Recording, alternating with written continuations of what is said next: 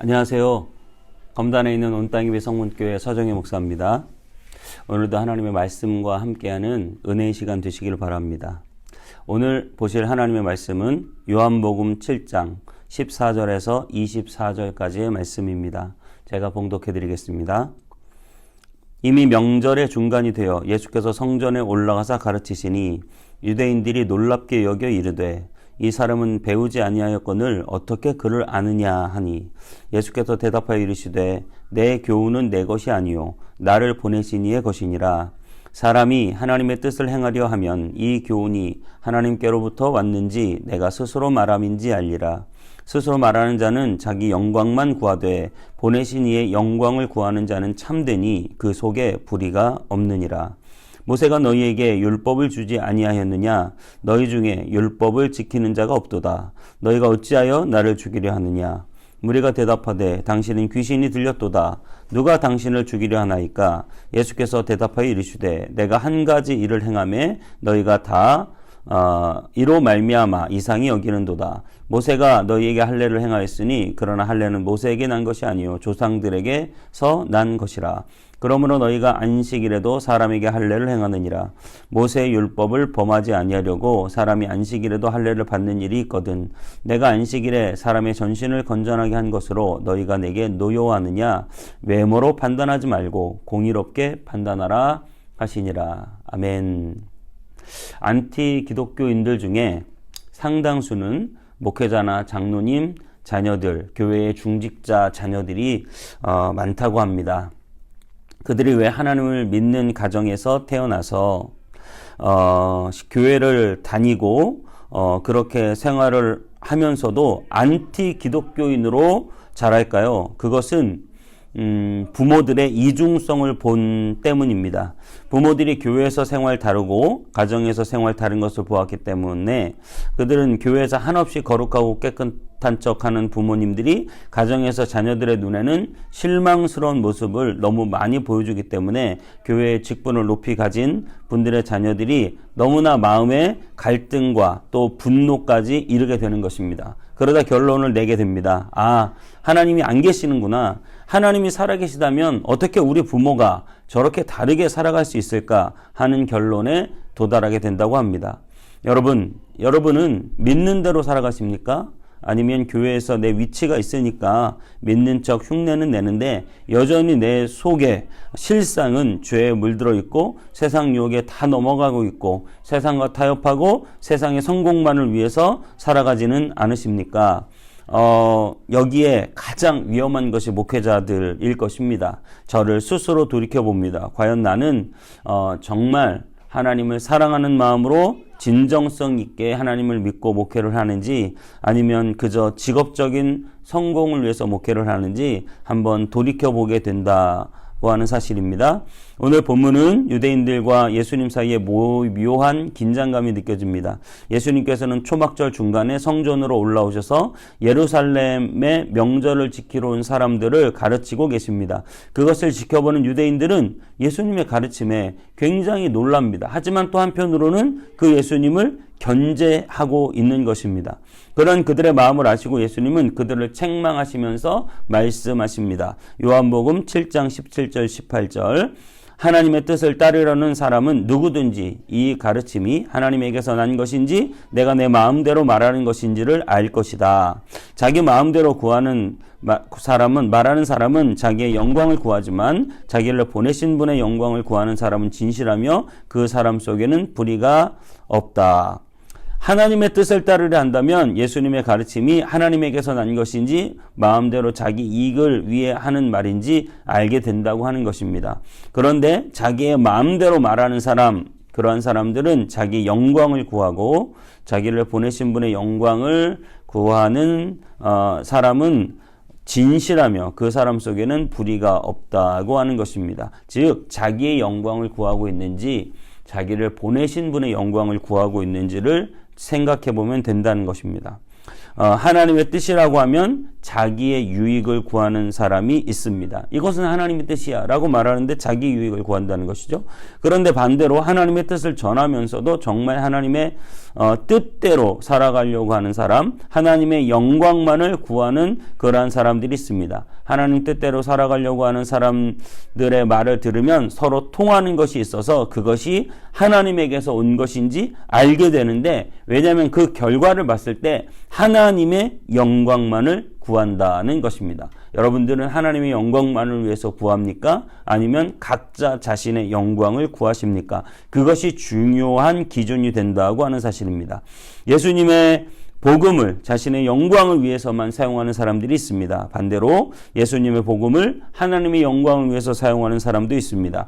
예수님의 복음은 천국을 가져다주는 죄사함의 복음입니다. 그 복음을 자신을 위해서만 적용하면 어떻게 될까요? 나는 예수님 믿었다. 죄 용서 받았다. 이제는 지옥 갈 걱정 안 해도 된다. 그렇다면 내 마음대로 좀 살아도 되지 않을까? 라고 생각하면서 복음의 자유를 자신의 유익을 위한 자유로 생각하게 될 것입니다. 반대로 예수님의 복음을 하나님의 영광을 위해서 해석하는 사람은 나 같은 죄인을 예수님께서 사랑하셔서 십자가를 지시고 죄 용서를 해주셨다. 나는 정말 이 은혜를 생각할 때마다 너무 감사하고 감격한다. 그래서 나는 하나님의 영광을 드러내는 삶을 살아야겠다라고 하는 결론에 이르게 됩니다. 이제는 내가 사는 것이 아니요 내 속에 예수께서 사시는 것이니 내가 사나 죽으나 다 주의 것이라고 하는 생각을 하게 된다는 것입니다. 똑같은 복음을 받아들이는 사람인데도 완전히 태도가 다릅니다. 왜냐하면 그 복음을 통해서 하나님의 영광을 드러낼 것인가, 그 복음을 통해서 내 영광만을 드러낼 것인가 라고 하는 생각들이 다르기 때문입니다. 종교적인 가식을 이용하는 사람들이 있습니다. 교회에서 직분을 탐하고 사람들 위해 높아지는 것을 좋아하고 사람들에게 인사받기를 좋아하고 교회 권력을 누리고 즐기려는 사람들이 있습니다. 그들은 교회를 자신의 사익을 위한 장소로 사용합니다. 예수님은 그런 자들에 대해서 이렇게 말씀하십니다. 오늘 본문 7장 19절에 모세가 너희에게 율법을 주지 아니하였느냐? 너희 중에 율법을 지키는 자가 없도다. 율법은 하나님의 영광을 위해서입니다.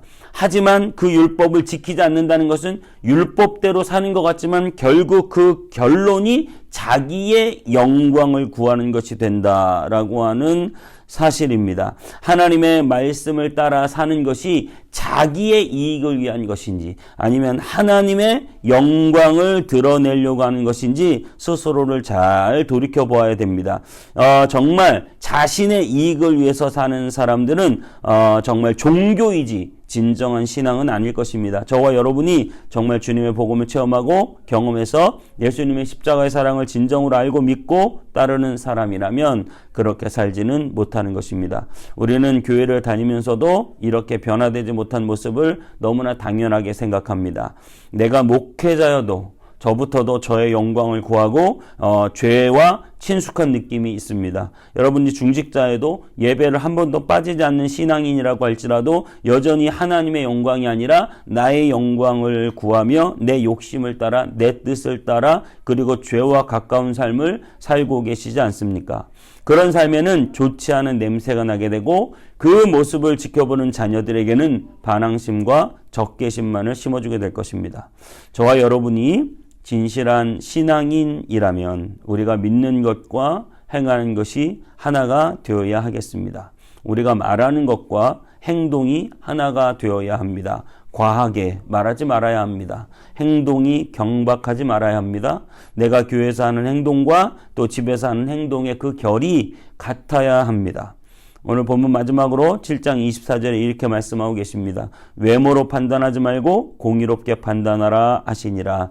이 말씀은 하나님이 우리를 외모로 판단하는 분이 아니시다라는 것입니다. 나의 가식적인 겉모습, 그 외형만 가지고 하나님이 판단하지 않으십니다. 하나님은 내 중심을 하시고 내 마음속을 하시고 내가 어떻게 행동하는지 하나하나를 너무너무 잘 아십니다.